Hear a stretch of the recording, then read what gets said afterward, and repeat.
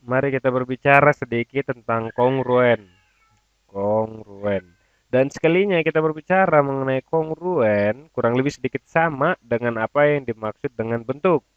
Jadi saat kita belajar mengenai algebra, saat satu hal sama dengan yang lain, maka dapat dikatakan bahwa kualitasnya sama. Tetapi kita berbicara mengenai bentuk.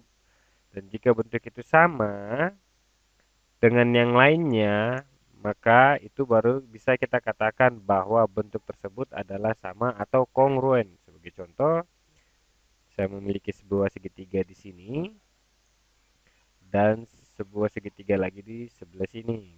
Oke, jika Anda dapat membalikkan ataupun memutar, ya, Anda akan bisa melihat seperti yang ini. Namun, selama Anda tidak mengubah panjang dari segitiga ini dan sudut dari segitiga ini. Jadi, jika Anda membalikkan,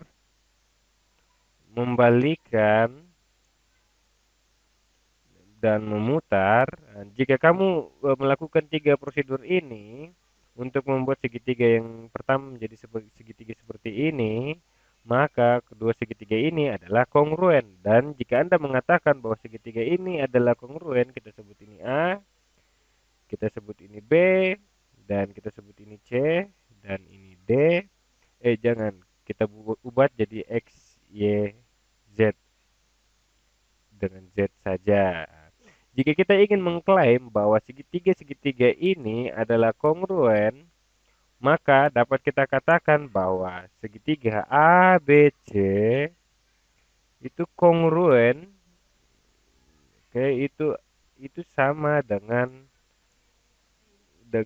segitiga XYZ ya seperti ini. Oke, jika kita tahu bahwa segitiga ABC kongruen dengan segitiga XYZ. Nah, ini artinya adalah korespondensi sisi dan sudutnya itu adalah sama atau memiliki ukuran yang sama. Jadi, jika kita membuat asumsi di sini atau seseorang mengatakan bahwa ini adalah benar dan kita tahu, oke, sebagai contohnya itu panjang AB sama dengan panjang XY. Jadi AB sama dengan panjang XY. Nah, kita melihat seperti ini. Nah, ini adalah korespondensi sisi. Oke, dan kita tahu bahwa A berkoresponden dengan titik A, X, dan B berkoresponden dengan Y, C koresponden dengan Z. Nah, hal ini yang membuat sisi AB berkoresponden dengan XY. Jadi, Anda tidak memiliki warna, Anda hanya perlu membuat garis satu kecil seperti itu yang menandakan bahwa ukurannya atau panjangnya sama. Oke, atau dapat dengan membuat pernyataan, yaitu garis segmen AB itu kongruen dengan garis segmen XY. Ini artinya sama.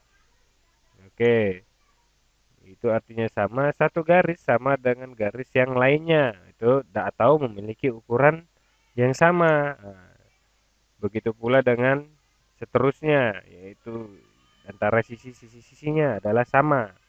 Oke, kita juga tahu bahwa BC itu sama dengan YZ. Itu sama dengan BC itu sama dengan YZ. Oke, kita tulis YZ. Kita membuat dengan tanda dua garis pendek di sini yang menandakan artinya sama panjang. Oke, dan kita sekarang melihat sisi yang ketiga.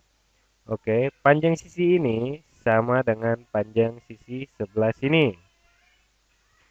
Jadi, sekarang adalah AC AC itu sama dengan panjang XZ. Oke. Sekarang kita sudah mengetahui bahwa semua sisi segitiga ini adalah sama. Sehingga segitiganya ini adalah kongruen. Kita juga tahu bahwa untuk besar sudut dapat kita katakan seperti ini. Oke, sudut yang di sebelah sini, yang ini akan sama dengan sudut yang sebelah ini. Nah, itu berada sudut ini berada di antara sisi orange dan sisi pink. Oke, maka di sini juga orange dan sisi pink. Maka besar sudut BAC, besar sudut BAC, BAC itu sama dengan besar sudut X, YXZ. Hmm, besar sudut YXZ.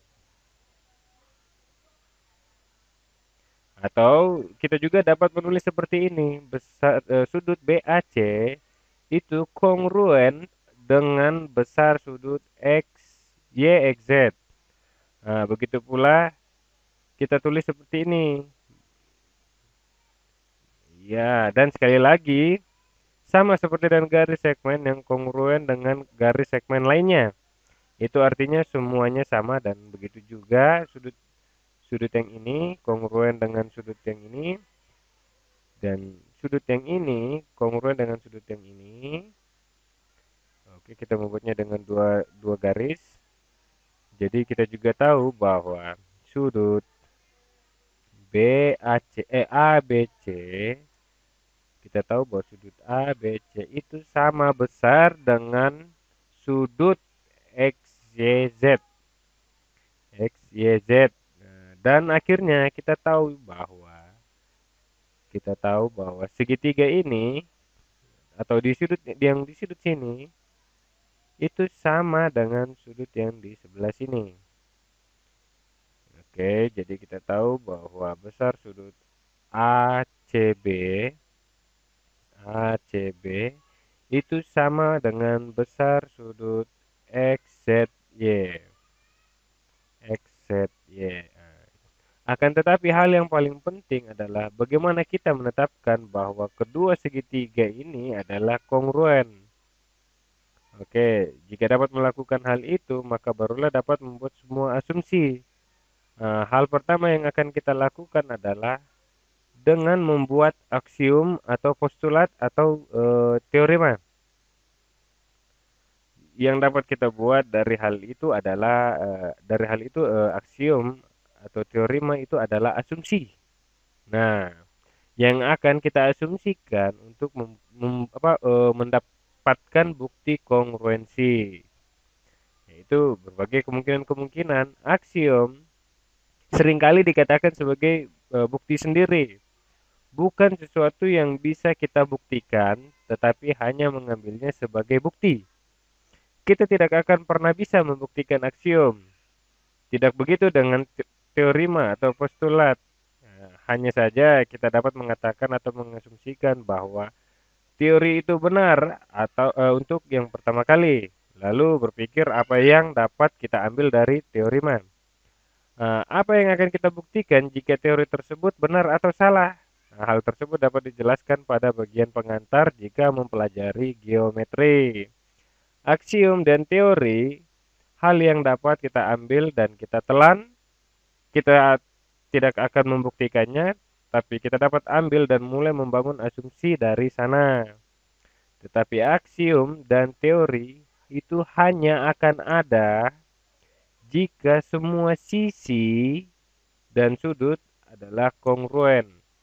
Nah, makanya kita kadang-kadang memanggilnya adalah sisi-sisi-sisi.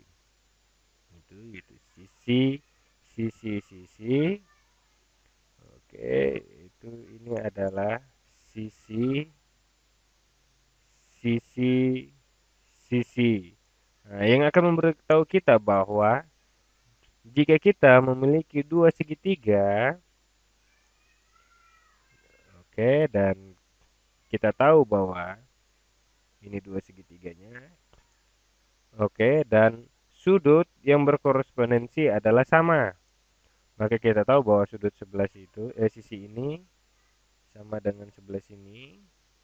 Kita tahu juga bahwa sisi sini sama dengan sisi sebelah sini, dan kita juga tahu bahwa sisi sebelah sini itu sama dengan sisi sebelah sini. Nah, oke. Maka kita juga tahu bahwa setelah membangun asumsi yang mengatakan bahwa mereka adalah kongruen, bahwa dua segitiga ini adalah kongruen satu dengan yang lain, karena kita tahu bahwa semua sisinya ini adalah kongruen dan sisi yang saling berkorespondensi adalah sama, juga bahwa semua sudutnya adalah sama, maka yaitu sudut yang ini sama dengan sudut yang itu, sudut yang itu sama dengan sudut yang ini, dan sudut yang ini sama dengan sudut yang ini. Nah, dari sinilah kita dapat membuat asumsi-asumsi seperti yang sebelumnya, juga berkata bahwa teorinya adalah benar. Nah, sekarang mari kita bikin eh, sebuah segitiga, segitiga di sebelah sini. Iya, lalu sisi ini di sini, sisi ini di sebelah sini. Oke, dan apa yang akan saya lakukan adalah jika saya memiliki segitiga lain dengan sisi yang sama panjang seperti ini, maka akan menjadi kongruen. Jika membuat yang berbeda, maka akan menjadi yang berbeda dan tidak akan dapat diputar, digeser ataupun diubah posisinya sehingga menjadi sama seperti dengan segitiga yang ini. Oke, kita gambar sebelah sini. Oke, terserah dapat mulai dari sisi yang mana. Oke, saya akan gambar yang sama. Oke, dari sisi yang ini. Ya, yang terlihat sama dengan sisi yang di sebelah sana. Lalu untuk sisi berikutnya akan digambar di sini saja. Agar lebih menarik saya akan gambar seperti ini. Oke, sisi yang ini seperti ini. Oke, nah diperhatikan seperti ini. Oke, kita lihat sisi ungu seperti itu. Nah, jika diperhatikan seperti ini, maka jika saya menarik sisi ini ke sini, maka akan menjadi sepertiga yang lain. Oke, akan menjadi sebuah segitiga yang lain. Oke, sebenarnya saya hanya sekedar pergeseran visual. Oke, pergeseran visual. Nah, pilihan lain adalah dengan memiringkannya seperti itu, maka posisi magenta akan berada seperti itu. Pilihan lain dengan memutarkannya seperti ini, maka bagian kuning kita bisa memutarnya seperti ini. Maka sisi kita memutar seperti ini, sisi kuning akan ada di sini. Sisi kuning akan berada di sini dan sisi ungu akan berada di sini. Maaf, ini bukan ungu. Oke, sisi ungu akan berada di sini. Dan jika seperti ini, kita hanya perlu untuk memutarnya seperti ini. Maka akan tampak seperti segitiga tersebut. Jadi ini adalah asumsi dan aksiom dan bukti dari, dan ini adalah bukti dari sisi-sisi yang saling berkorespondensi satu dengan yang lainnya. Dan juga dengan sudut-sudutnya yang saling berkorespondensi dengan yang lainnya. Maka kita bisa tahu bahwa semua segitiga ini adalah kongruen.